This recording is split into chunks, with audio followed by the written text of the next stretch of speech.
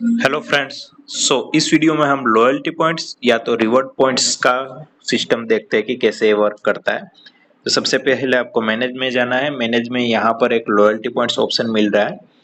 By default ये disable होगा, इसको अनेबल करना है।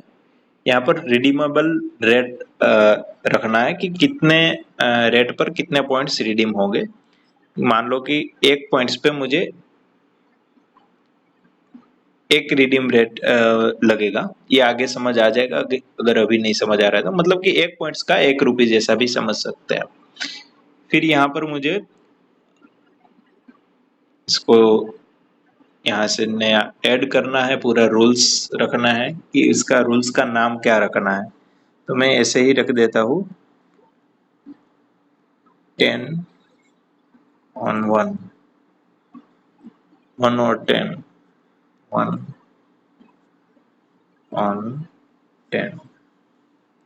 ₹10 के स्पेंड पर ₹1 मुझे पॉइंट्स देना है। तो ₹10 स्पेंड अमाउंट है और एवरी ₹10 पर 1 पॉइंट मिलेगा।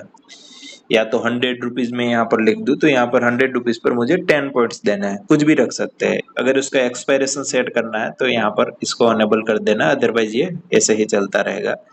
एप्लीकेबल डेज मतलब सारे डेज पर एप्लीकेबल करना है या संडे वगैरह पर ये एप्लीकेबल नहीं होगा, वो भी आप अपने हिसाब से सेट कर सकते हैं। ऐसे ही सेम कैटेगरीज आएगा। तो यहाँ पर सारी कैटेगरीज पर ये इसको मैंने अनेबल करके रखा है। ठीक है, कोई कैटेगरी पर नहीं रखना है तो आप कैंसिल भी कर सकते हैं। टाइम का रिस्ट्रिक्शन भी लगा सकते हैं। मैं अभी इसको ऐसे ही रखता हूँ। यहाँ पर पेमेंट के टाइप वाइज या मिनिमम कितना स्पेंड होता है उस पर लगना चाहिए, वो सारी चीजें आप रख सकते हैं। जैसे मैं यहाँ पर रखता हूँ कि ₹100 के स्पेंड पर ही लॉयल्टी पॉइंट्स एप्लीकेबल होगा, अदरवाइज नहीं होगा।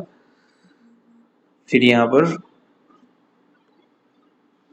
जो डिस्काउंटेड आइटम है उस पर नहीं लगना चाहिए ये सारी चीजें, लेकिन इसको हम ऑफ रखते हैं। और रिवॉर्ड कार्ड होल्डर को ही खाली लगना चाहिए, उसको भी ऑफ रखते हैं और ये सेव कर लेते हैं। ठीक है, तो एक रूल मैंने नीचे बनाया और इसके हिसाब से ये रूल्स मल्टीपल बन सकते हैं नीचे की ओर, लेकिन रिडीम का एक ही रूल लगेगा। तो रिडीम वाला रूल ऐसा मैंने रखा है कि एक पॉइंट पे ₹1 उसको मिलना चाहिए।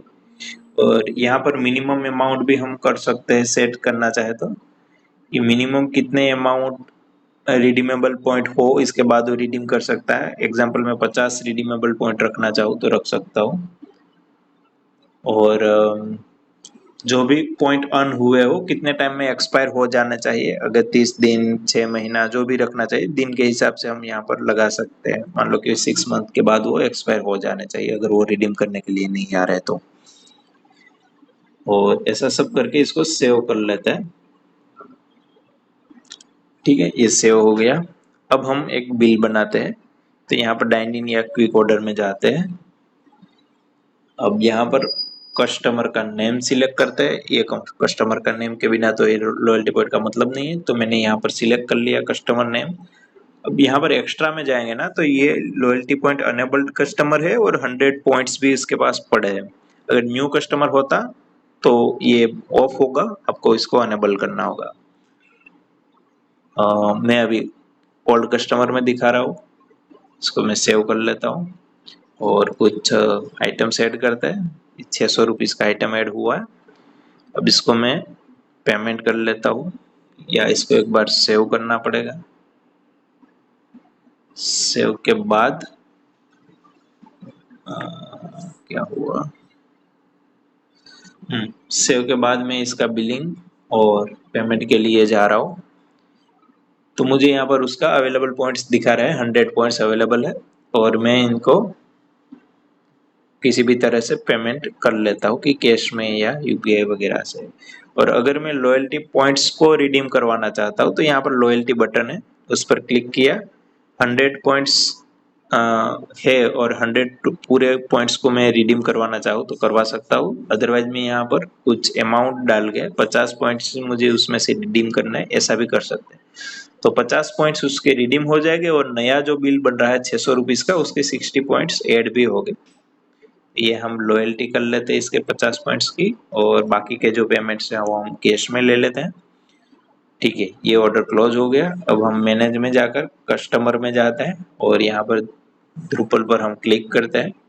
एक्स्ट्रा में हमको मिलेगा उसके 109.90 समथिंग, वो 599 रुपीज थे, तो वो 0.10 का डिफरेंस आ रहा है। लेकिन इस तरह से उसके पॉइंट्स जमा हो गए। और देखना है डिटेल में तो स्टेटमेंट में जाकर हम यहाँ पर स्टेटमेंट भी निकाल सकते हैं। यहाँ पर फ्रॉम डेट में जो भी डेट है हमको रखना है, और रख के स्टेटमेंट मिलेगा कि कितना उन्होंने अर्न किया, कितना रिडीम किया, अभी क्या है, सारी इंफॉर्मेशन मिल जाएगा। तो इस तरह से ये कम्प्लीटली वर्क करेगा। इसमें अगर कुछ डाउट है तो आप हमें कांटेक्ट कर लीजिए, हम आपको सिखा देंगे, समझा देंगे, और कहीं पे प्रॉब्लम आ रही है तो भी हमें बताइएगा। Thank you so much.